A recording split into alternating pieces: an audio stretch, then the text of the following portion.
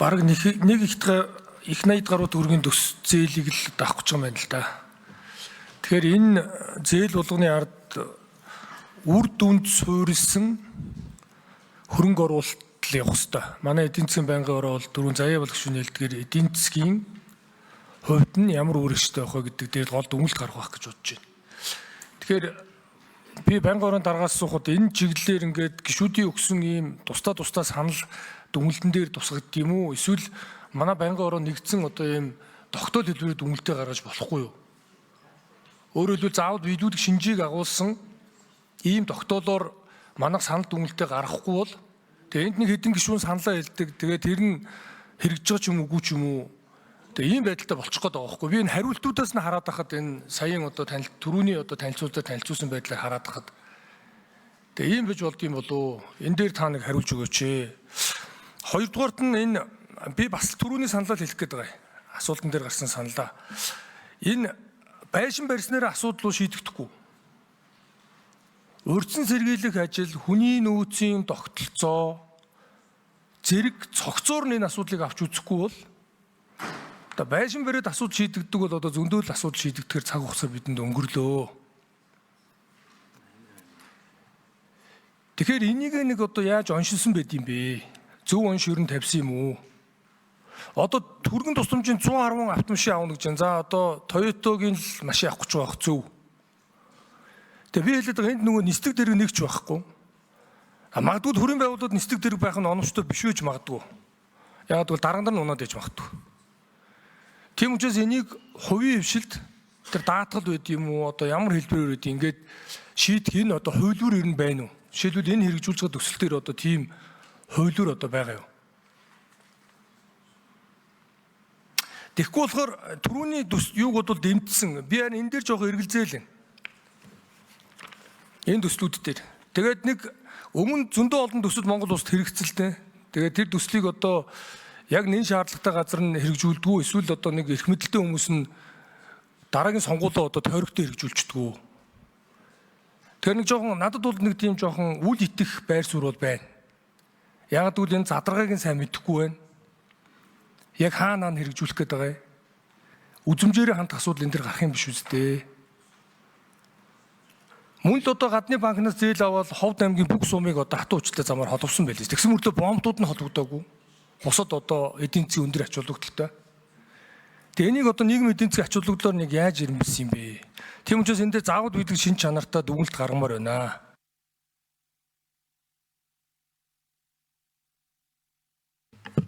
Чинбүрэн сайд хариулъя.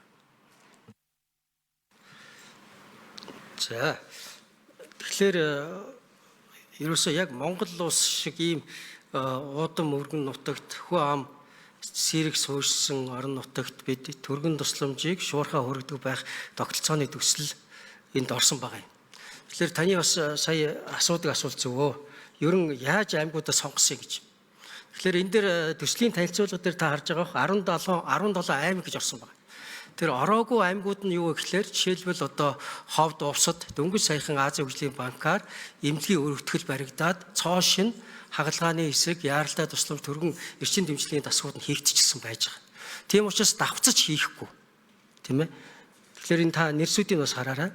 За мөн одоо төсөл хэрэгжүүлэхээс өмнө зөвлөх багууд бүх аймагуудаар явж яг энэ төргөн тусламж харуулт шигдээс гэмтэл осол яаралтай тусламжийг хийхэд аль аймагт юу дутуу байгаа юм бэ гэдэг бүгдийг нэг бүрчлэн явж шалгаж байгаа.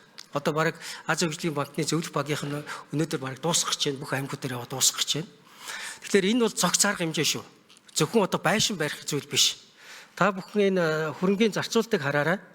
Зарим шаардлагатай аймагуудад байшин барилга, эмнэлгийн тоног төхөөрөмж, тэгээ яаралтай төрийн тусламжийн автомашин явуулсан эмнэлэг. Энэ бол зүгээр нэг Toyota-гийн төргөн тусламжийн машин биш ээ. Энэ илүү явдаг эмнэлэг гэж ойлгоорой. Жишээлх юм бол интернет, сателлайттай ч юм уу интернеттэй явуулсан автомашин сумаас иргэдийг аймаг руу зөөхдөө тусламжийг камераар дамжуулан үзүүлж байна. Азийн хөгжлийн банкны өмнөх төсөл нь одоо хэрэгжиж байгаа төсөл нь нэгдсэн удирдлагын тогтолцоо, нэгдсэн дуудлагын тогтолцоо Монгол улсад одоо хийж байгаа. Энэ төсөл хэрэгжиж эхэлсэн нэгсэндээ төргөн тусламжийг нэгдсэн дуудлагын тогтолцоо Монгол улсад бий болж байгаа. Үүгээрээ дамжуулаад аль ч аймгаас ярьсан дуудлагын төв хүлээж авч мэргэжлийн зөвлөгөө машин дотор нь хүн тээвэрлж яхад нь үзүүлэх. За ингээд аймгийн нэгдсэн эмнэлэг дээр ирэхэд хаана ямар дасаг, ямар хүн хүлээж авах гэж байгаа гэдгээ мэддэг болчихсон.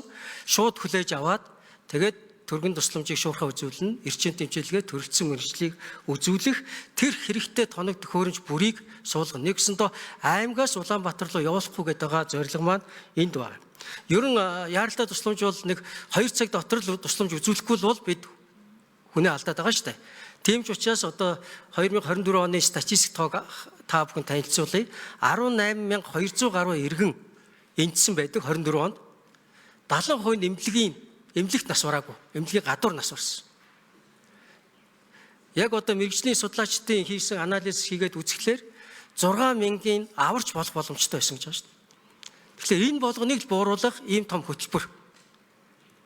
Тэгэхээр бид одоо бүсчилсэн онцлогоо эмчилгээний төвгээд түүнд нь очтгүй, иргэд нь очихгүй, тэгээд тэр нь хөгжсөн чинь байхгүй биш.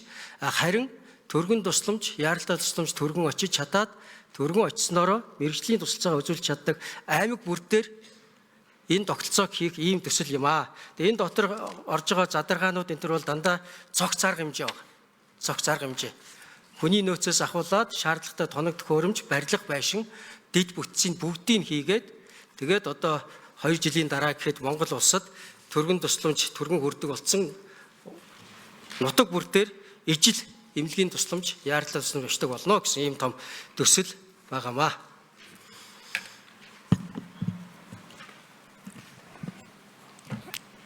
Нэмж хариулт байгаа юу?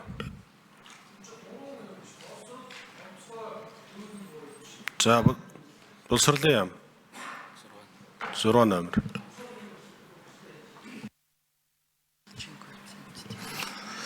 За тэгэхээр боловсролын яамны тухай сая бас сангийн яамнаас хэллээ. Яг их хөгжилд суурилсан аливаа хүний оролцооноос зайлсхийсэн ийм төлөвлөлтийн системийг нэвтрүүлээд тэгээ энэ жилийн хувьд бол бас хэрэгцээгээ тодорхойлсон. Энэ хүрээнд одоо 2028-аас 30 оны энэ түвшинд бол нэг 88 мянган хүүхдийн шинээр одоо ийм хэрэгцээ шаардлага бий болж байгаа. Энийг хангахын тулд одоо 108 сургууль 95 цэцэрлэг байхаас одоо энэ жилийн тухайд бол одоо энэ зээлийн хөрөнгөөр ашиглалтыг оруулаад ингээд 41 сургууль цэцэрлэгийн байрыг юуг баримталж ингэж бас нэгэнт хязгаарлагдвал нөөцтэй байгаа учраас бас ирэмблээд одоо хүн амын нягтршил одоо ялангуяа одоо бид нөгөө бүлэг дүүргэлт стандартаас давсан бүлэг дүүргэлт ээлжийн коэффициент нь одоо 3 ээлж рүү орчих гээд байгаа эрсдэлтэй энийг багасгах үр дүн дээр суурилсан бодлогоор ирэмбэлсэн байгаа. За манай хөдөө орон нутгийн тухайд бол ачаал нь харьцангуй багч гэсэн.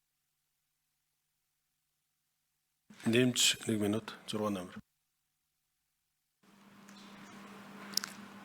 Бас нэг одоо шаардлага үзүүлэлт нь бол нөгөө сургалтын үйл ажиллагаа явуулахад боломжгүй эрсдэл үлээсэн цаашдаа бас тухайн сургууль цэцэрлэгийн байрыг ашиглахад бас нэлээд хүндрэлтэй байдал үүссэн одоо актлагдах дүгнэлт нь гарцсан ийм нөхцөл байдлыг арилгахын тулд ирэмбэлж оруулсан байгаа. За мэдээж бас Азийн хөгжлийн банкны өөрийнх нь шалгуур үзүүлэлт нийгэм, гендер, за тэгээ байгаль орчны үнэлгээ гэдэг ингээд маш олон үзүүлэлтүүд бол давхар бодогддгийм билээ. Ялангуяа манай нийслэл дээр бас нэг чухал асуудал газрын асуудал. Тэгэхээр энэ газрын асуудал бас бүрэн шийдэгдсэн байх нөхцөл байдлыг тавьж байгаа урьдчилсан төлөвлөлтөөрөө бол одоо манай нийслэлээс бол энэ шаардлагатай байгаа хэрэгцээ шаардлага тодорхойлоод газрынхаа асуудлыг шилжүүлж авах, чөлөөлөх зардал төсвөө тооцоолоод одоо ингэж оруулсан байгаамаа. Онцгой байдлын ерхий газар. Хэдэн номер? 1 номер.